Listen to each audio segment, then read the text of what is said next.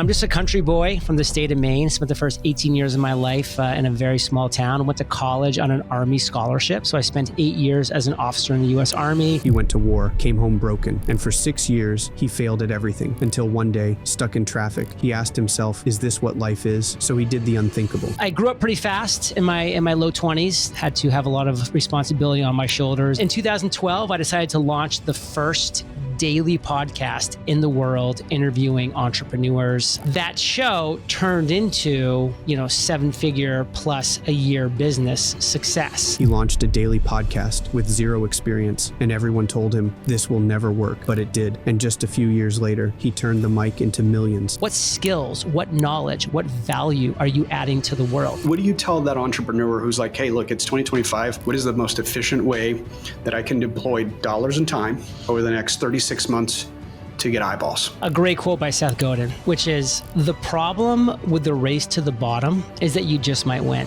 This is John Lee Dumas, and what you're about to hear might just be the spark that ignites your fire. It's all about getting up every day, putting in the reps, but putting the reps in the right direction, in the right things. Become the number one solution to a real problem in a growing industry.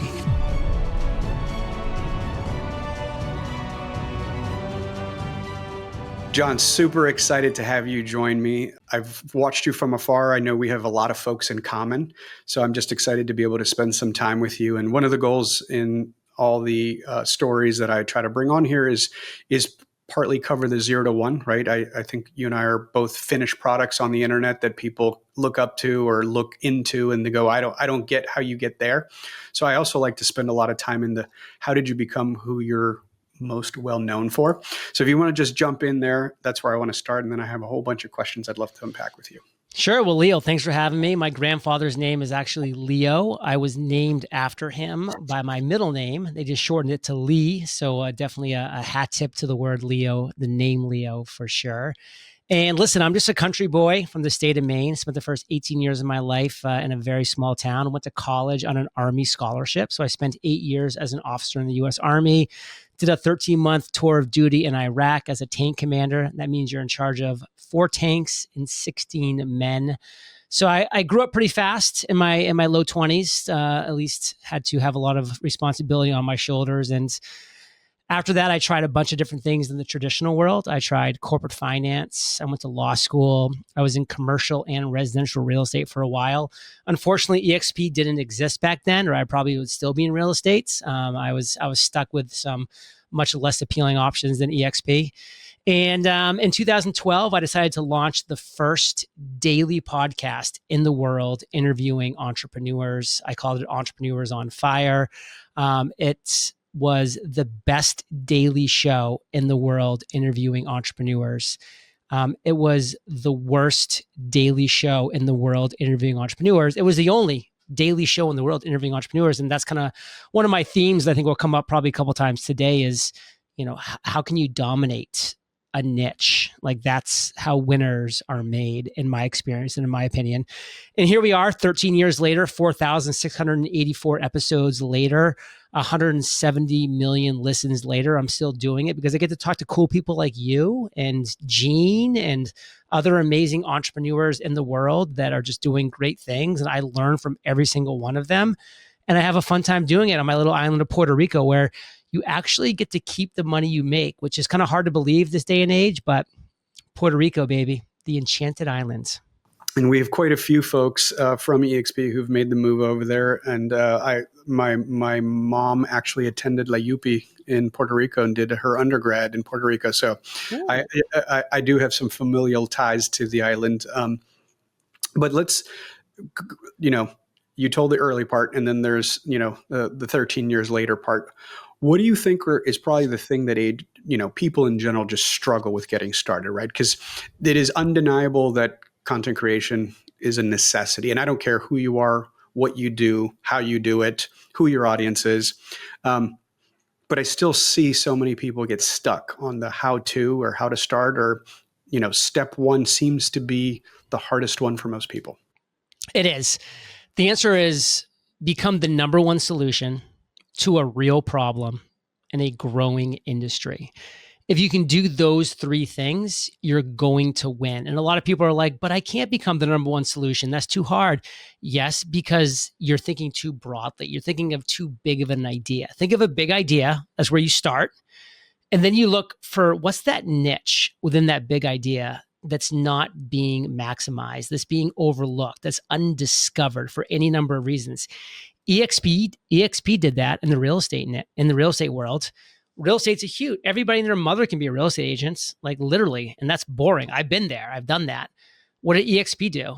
They found a way to make it interesting. They found a way to make people excited about being part of that company. They exploited a niche that other companies weren't willing to look into or exploit, and they've dominated as a result. And you can do the exact same thing as an entrepreneur, as a business owner. You just have to find that thing. I mean, Leo, my big idea was a podcast, but that's a pretty broad topic. So what about a business podcast? Okay, there were 800 business podcasts back in 2012.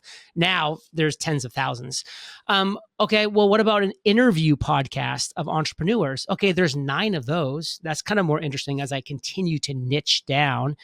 But do I really want to be the 10th most popular or successful interview podcast of entrepreneurs? That's not interesting. Well, what are they doing?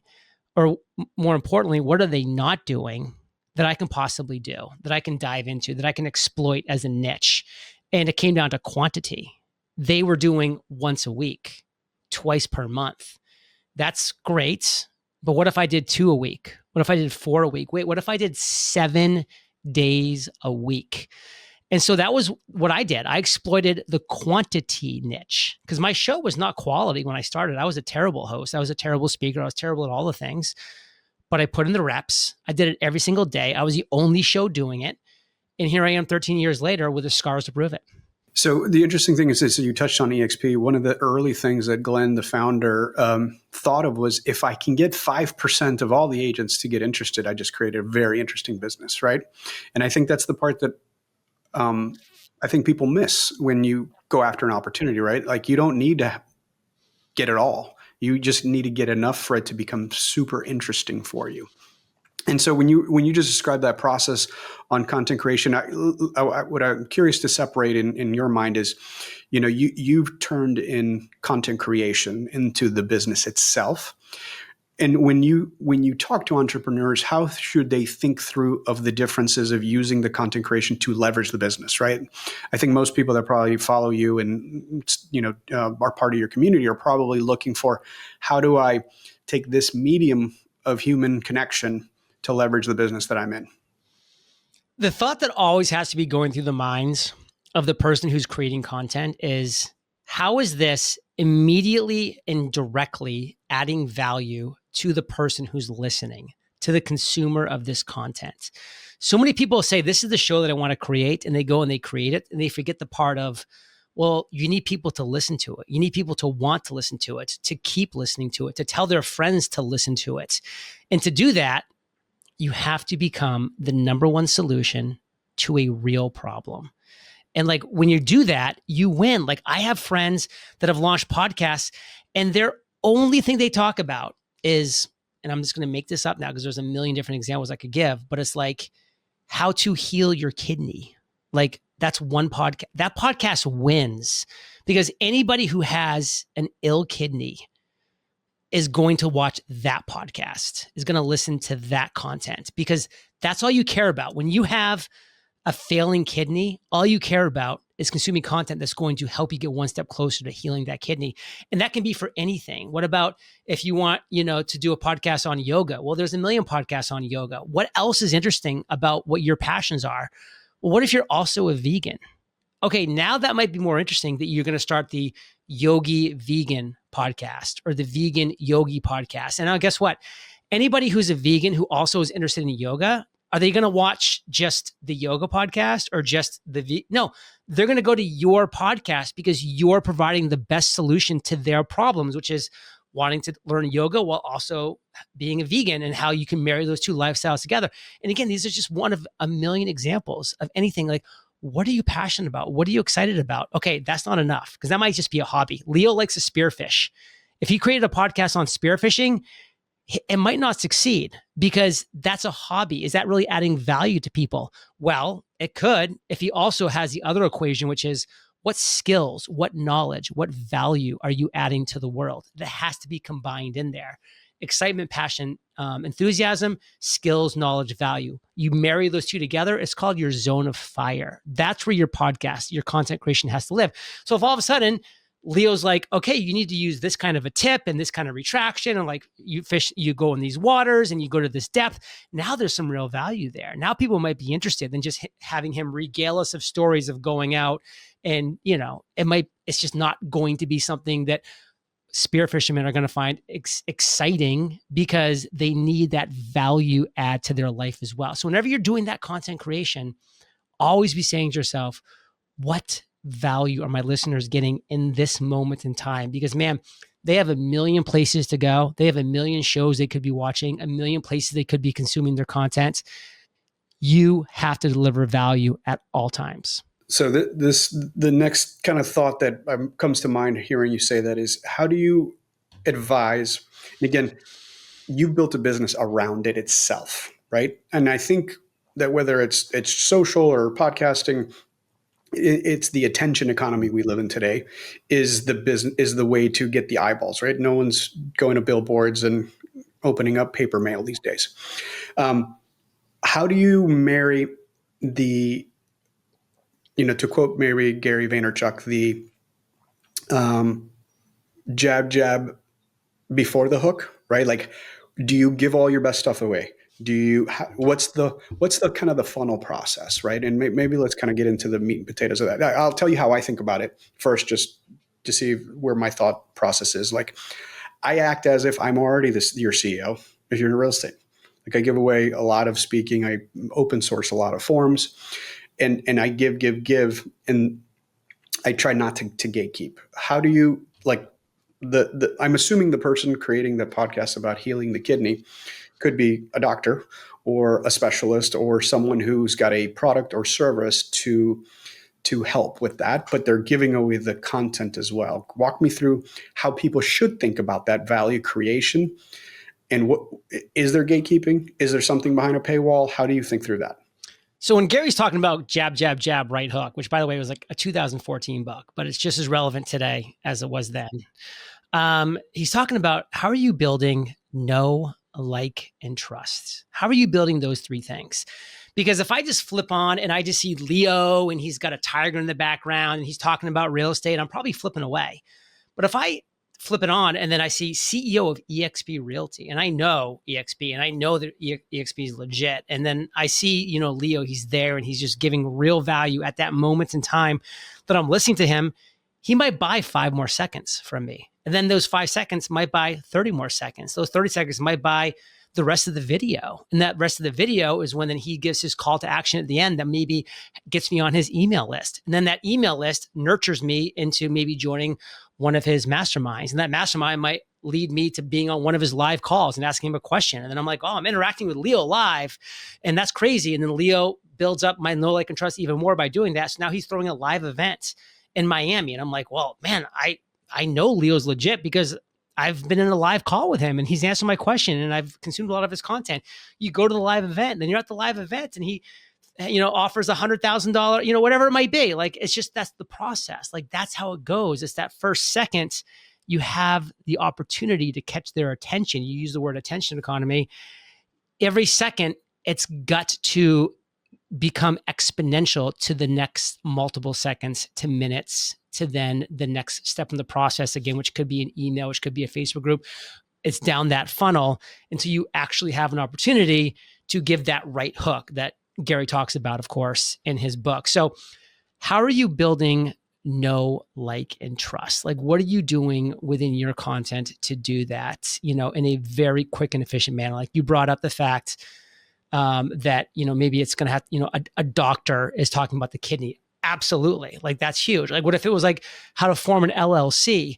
Well, if it's a lawyer who's giving that information, that's going to come with a lot more initial importance than if it's just, some guy in a tank top that's kind of walking on the beach. So thinking about those processes and as you're building out your content creation strategy, always keeping that in mind with that kind of mentality of jab, jab, jab, and then right hook. Talk to me how you recommend the 0 to 1 process, right? So historically speaking, I feel like I've been directionally accurate with some shifts in the world early on in my career. The one that I was aware of, because I had friends who started creating content when you did, like they said, this is the future. Like, the since we referenced him one, I'll give him another shout. In 2008, right, there's that famous YouTube video on Gary just screaming into a camera going, this is the future. There's no hiding who you are. We're all going to be a brand of one, right? And I have a couple friends who actually started creating content back then and like have turned it into an entire media business now. So I don't think anyone's confused that this is the future, right? Where I would say, even as an individual and as a leader, it was like, I'm not good at it, all the storytelling. But one of the reasons I create content like this is because this format is very natural for me, right? We're having a conversation. I get to meet interesting people like you and learn a lot about you. But at the same time, then the team can chop up clips of me or you.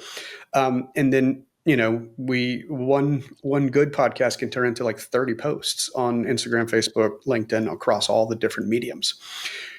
How do you advise people to start, right? Where, going back to that super tactical, right? Like whenever I'm in front of agents and they're like, well, how do I do this? I'm like, well, where are you at first? Like if you've sold 0 homes, like you don't need CRM.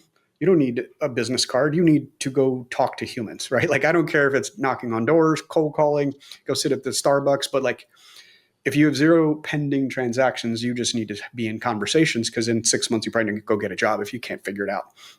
And by the way, who needs to be creating content? Is it purely entrepreneurs, or in this attention economy, is it employees? Is it everybody? Like, how do you view that?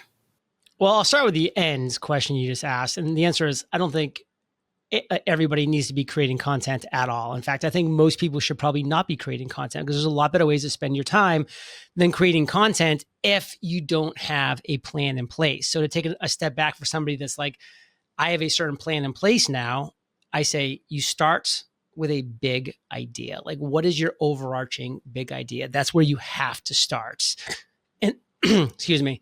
Then within that big idea, as you study it, and this is, again, you can use AI these days to really uncover some things. Like, I love taking a big idea, putting it into ChatGPT and say, hey, give me 50 niches within this big idea. Because I'm not saying you choose even one of those niches, but it gets the juices flowing. And maybe one of those 50 niches ends up being something that's really interesting to you. Or maybe one of them gives you an idea of another one that's not even on that list that's really interesting and exciting to you. So big idea, discover the niche within that big idea that's interesting to you. And then the next step that we haven't talked about yet is you have to create your avatar. Now, what's an avatar? Avatar is the ideal consumer of your content. Who is that one individual that's that you are literally speaking to? You're looking into the camera, you're speaking to the microphone, however it is you're creating content, you're typing on a keyboard for a newsletter or a Substack post that they're going to read. Who is that person? I, back in 2012, created a 500-word just essay on my avatar, whose name is Jimmy. He's 45 years old. He has a wife and 2 kids, ages 3 and 5. I could go on about Jimmy forever, because whenever I came to a fork in the road of how to take my business, Entrepreneurs on Fire, should I go down that road or that road, left or right? I'm not making that decision, because I'm not the perfect listener of my podcast. Jimmy's making that decision. My avatar, the ideal listener of my podcast, the ideal consumer of my content. And once you have that avatar, that individual can and should be leading every meaningful decision that you're going to be making going forward. Like, that's the process. So if you're really at 0 right now, those are your first 3 steps. Identify your big idea. Discover the niche within that big idea that excites you and that's also undiscovered and that you have an opportunity to give value in. And then create your avatar around that. That's steps 1, 2, and 3. Now, of course, I wrote a book. It's called The Common Path to Uncommon Success, the 17-step roadmap to financial freedom and fulfillment. So, of course, there's still steps 4 through 17. Like, you're not even close to done. But those are your first 3 steps. And then from that point, you can actually continue the process? So this is a interesting question that I think I'd love your unique perspective on, that I've been kind of ranting about in the last 6 months. So AI is going to eat the world, and there's different variations and interpretations of it. One of the things that I've been saying, and I just got back from Europe, and I addressed a bunch of our international agents. There's a quote I've used for 2 decades, and it's as true today as it was when I landed on the thought process, which is marketers ruin everything, right? By design, right? Like the goal of enterprise, of marketing, of creating a lead is to find an outsized return on dollars or effort, right? Like I make a Google AdWord, $50, I get $150 back, right? Some multiple metric. And effort on time is also a result. You create content, chop it up, distribute it, and X amount of people go into your funnel, raise their hands. And the reason I say marketers ruin everything is our goal is to find that outsized return. But the one thing that I also say is nothing's unique and special. Eventually, like if you're really good at it, somebody else will replicate it. And we become numb to it, right? Go back to the late 90s with email, and Tom Hanks made a movie about it because it was so compelling. And I don't remember the last time I checked my email, right? And then social and ads and banner ads, and like we can see how through every phase. So this is my thought, and I'd love for you to rip it apart, disagree with it, or agree with it.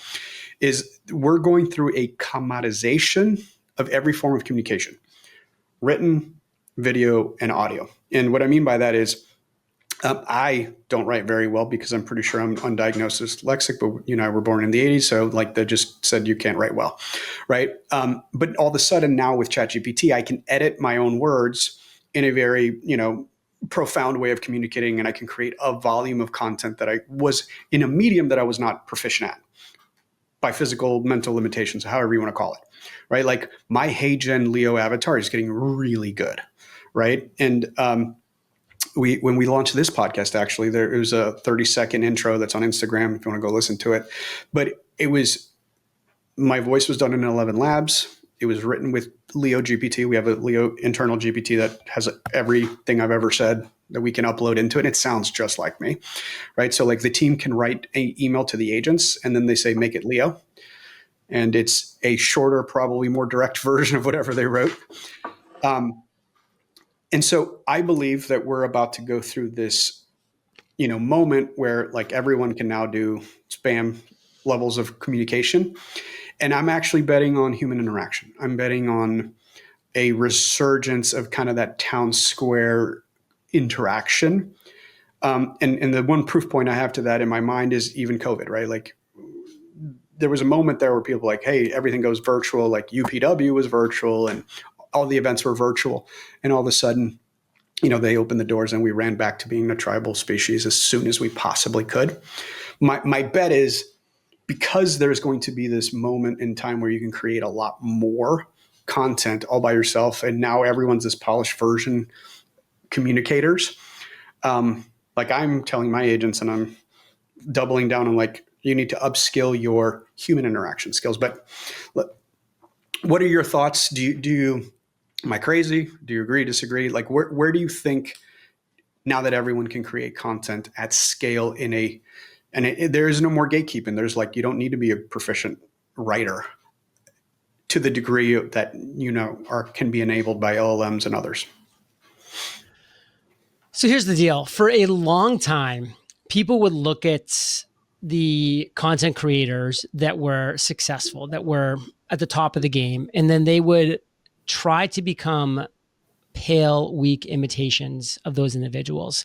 And so you just had a lot of copycats who were, again, being pale, weak imitations of those people that they looked up to and admired.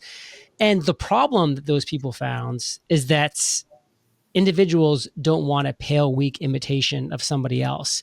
They want the real, true, authentic version of you. So those individuals who were copying the successful people would have been much better off finding the true, authentic version of what they loved, what they could add value in by going through that process we've been talking about and creating that, besides chasing what they thought was success. And there's actually a great quote by Albert Einstein, which I love, which is try not to become a person of success, but rather a person of value. And that's the problem you had for a really long time, and you still have it to a large degree, is people are chasing success. They see the words, I want to be successful, because they equate success with happiness. They equate success with money. They want to be successful. The problem on the quest to success is that, are you really adding value to the world? And the answer for a lot of people on their quest to success is no. And I was in that boat as well. But when I flipped it on its head and said, I'm not going to chase success anymore, I'm only going to become a person of value, as this Albert Einstein quote dictates. Like, let's see how that works out for me. And I created a free daily podcast. So it was just value to the world. That was all it was. That show turned into a 7-figure plus a year business success, but because I led with value. So now, fast forward, here you have AI who can speak like you, who can write like you, who can speak better than you, who can write better than you, who can do all the things, and they can be everywhere. Now, how are you going to stand out from that? Well, the answer is just like you were intimating. How do we now take it down to the ground level? Like, how do we start having in real life interactions? How do we start doing things that AI cannot do? How do we start bringing back that kind of tribal, just community aspect that A, we lost during COVID, and B, we could be losing during the AI revolution here? So that's where now the playing field is being leveled, because now, some 12-year-old introverted, shy, awkward kid in his mother's basement, which nothing against that individual, by the way, that could be an amazing human. I'm just describing their traits because I was there once. But now that person can just type words or prompts into AI and now have a video podcast that looks unbelievably realistic, that's better than mine, that I took 2 hours to create and built out a studio that cost me $25,000. Like, there used to be a barrier to entry. Like, you used to have to be good at your craft. You used to have to actually turn a video camera on, have lighting, have a microphone, invest in yourself, invest time and effort in the skills. Like, that's all being wiped away now. So how do you take that knowledge and now start to go in a direction that is now that niche that's not being dominated? And that is what you're mentioning. It's in real life. It's events. It's being on the ground. It's shaking people's hand. It's connecting with people. It's being live on a one-on-one call with them or a one-to-few call with them. Like, that's the direction that content creators are going to have to go. Give me some off-the-cuff predictions. What do you think shifts for content creators in the next 12, 24, 36 months?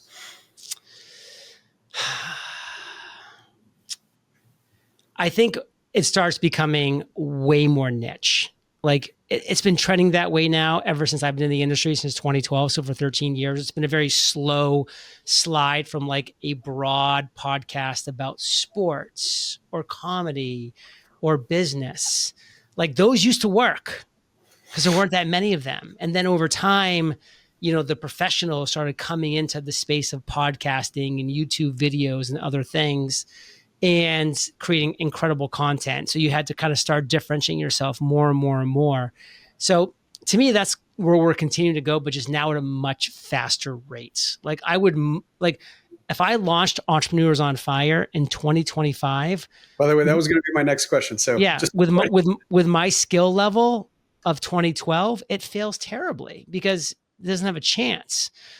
So, I mean, people that are launching these type of shows in 2025, they don't have a chance. But the people do have a chance that are saying, this is the one problem that I'm going to create the best solution to in a growing industry. And by the way, use AI to create your content ideas and your titles and your descriptions. You might as well, because other people are, but you've really got to try to bring in that human niche element. That's the only way you're going to succeed. So that was going to be the next question, but would you still do it daily? Would you let's just assume you had the same skill set. And then for fun, answer it with the acquired skill set. I'm Yeah. curious. Who gets good at doing something once a week, 4 times a month, 50 times per year? Right. Do you think LeBron James practiced once a week when he was on the up? Of course not. He was in the gym 10 hours a day. Because who wins? People who put in the reps. So if you're not willing to wake up every day and put in the reps, you're not going to get better. And there's people that are putting in the reps every single day, and they're getting exponentially better than you quickly. So you've got to find your thing that you're willing to put the reps in and then put in the reps. Where do you see the medium going over the next couple of years? Funny enough, my kids are 8 and 10, and we watch reruns, and we were watching a rerun of some shows from the 90s. And it was funny because they were trying to launch a business, and they went on talk radio. And I look at my wife, I'm like, holy shit, those are podcasts. We've been doing this forever. Well, that's kind of funny because that was my pitch when I first started back in 2012. So that's not that long ago. My pitch was like, listen, hey, Leo, I see that you're launching a book. And I know, because it's 2012, that you're looking to go on talk radio. So you're getting up at 4 a.m, you're driving to some radio station, and you're on the air, talking to who knows how many people, maybe a lot, maybe a little, as they're commuting to work. Or you can wake up tomorrow at 9 a.m., pour yourself a cup of coffee, stay in your bathrobe, because my show is audio only. So doesn't even matter what you look like. And just talk for 25 minutes to me on a microphone on Skype about topics that you're interested in. Like, that was literally, in a nutshell, like what my pitch was to like Seth Godin, to Tim Ferriss, to Tony Robbins. That's how I got them all on my show, because I just made it very clear of like, you're not risking anything by coming on my show. Like, you're risking 25 minutes. You're risking like 2 hours, 3 hours of pain going to a radio station. You're risking 25 minutes while you're sipping your coffee in your own bedroom by coming on my show. So like, that was like my pitch. So it wasn't that long ago. So with that said, where do you think the medium goes, especially with the advent of AI? Is it like just it explodes because every 12-year-old can now compete? Do you think, like, where do you see it going as a kind of almost like a social construct? It actually almost implodes, because every 12-year-old can compete. Everybody fails. Because it's kind of back to your comment of marketers ruin everything, because it's true. Marketers ruin everything. The gold rush of 1849, the gold rushers ruined everything. If just 10 people had just stayed in the woods and just plucked gold nuggets out of the river, they would have crushed it, and they would have been the richest people in the world, and like life would have, but no, 1 million people had to go fight and die and kill themselves and have absolutely miserable existences, so that less than 1% of people could actually come out of there with anything. Well, and Levi Corporation made more money than all of them, right? All of them, because they were selling the picks and the shovels and the jeans. The blue jeans, yeah. And that's been that way ever since. That's just humans. Those were the marketers of 1849. And now marketers ruin everything. So whenever there's an opportunity, they exploit it. Like, when I was first podcasting, people were laughing at me, like, why are you wasting time podcasting?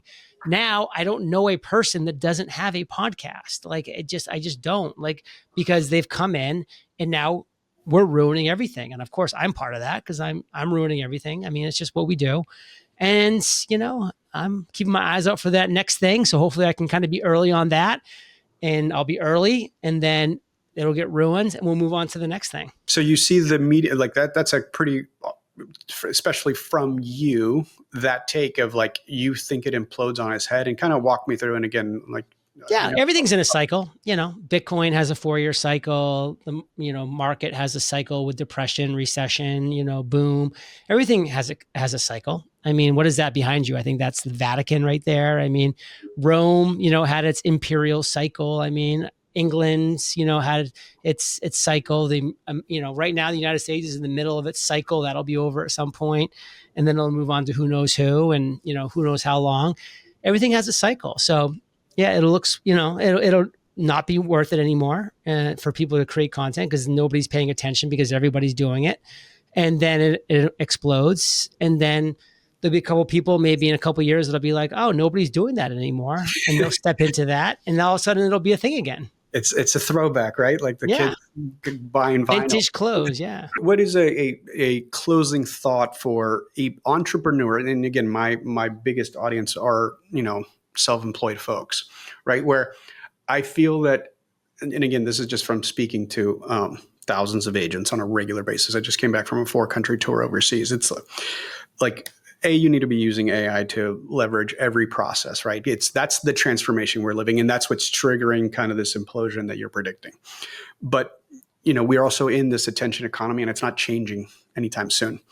What does the solopreneur or the small, like the true SMB, probably, 3, 5, 10 people, maybe family owned, who's just trying to capture eyeballs to get you to click, to go to a funnel, right? Whether it's a product or service program, it's that dog food, right? I think you nailed it on even the hyper niche, because that's what I advise every entrepreneur. I always say niches are in the riches. Like, I would never try to compete with a dog collar at Walmart, but like maybe a dog collar for military grade German Shepherds has a lot more margins, highly specialized. So what do you tell that entrepreneur who's like, hey, look, it's 2025. I just want to feed my family. What is the most efficient way that I can deploy dollars and time over the next 36 months to get eyeballs? So here's a quote you can start using that is to that point of the dog collar, is a great quote by Seth Godin, which is, the problem with the race to the bottom is that you just might win. And who cares about winning the race to the bottom? That's really good. I like that. Because everybody loses down there. If you're trying to beat Walmart by 1 penny, and then of course they're going to beat you by 1 penny, and then you race to everybody loses. And that's especially when they win on the dog food attached that you don't have. So the problem with the race to the bottom is that you just might win. That's the problem. So you want to run your race. How do you run your race? Well, you identify that hyper niche that Leo and I have been talking about that you want to become great at. And you realize you don't need everybody in the world. Leo's going to get some of them. I'll get some. And just say, hey, I need 10 people to take this $25,000 offer that is I'm going to kill it for them. And that's me. That's $250,000 a year. Like, you backtrack it. Like, what makes sense for you? And then the beautiful thing is, like, once you get something like that going and it's moving, you find ways to add to that and to do other things and to leverage X and to do Y and Z. Like, my income streams have been coming, out of nowhere, over certain things, and some have disappeared along the way as well. Like, that's why you just got to be in the game. So, identify, that big idea, discover that hyper niche within that big idea that you want to be known for. Like, there's a ton of things that within EXP that you can become the person for, that for some reason, people like Leo don't think it's worth his time now because he's focused on these things, and you can now focus on this thing. So you don't want to be a pale, weak imitation of Gene or of AJ or of Leo. Be like the true, authentic, genuine version of yourself and just go after that. And you start with that one step. And there's a great quote by Martin Luther King, which is, you don't have to see the whole staircase to take the first step, but you take the first step. As long as it's in the right direction, then the clouds kind of part a little bit and you might see that next step. And then before you know it, you're like 5 or 6 steps up that staircase. And you're like, wow, this has been quite an unexpected but enjoyable ride. And then, maybe something happens and you fall down a couple steps because that's life, and you get back up and but this time it's easier to get back up to where you were because you've already been there. Like, the process.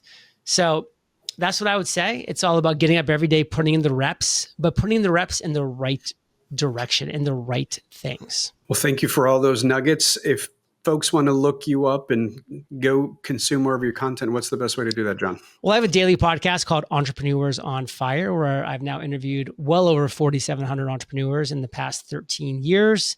I have a fun time just talking with people about their successes, their failures. And of course, I'm always looking to extract their genius for you, the listener. And you can find that Entrepreneurs on Fire. My name's John Lee Dumas. You can search that as well. My website's eofire.com. Awesome. Well, thank you so much for sharing some of those nuggets with us today.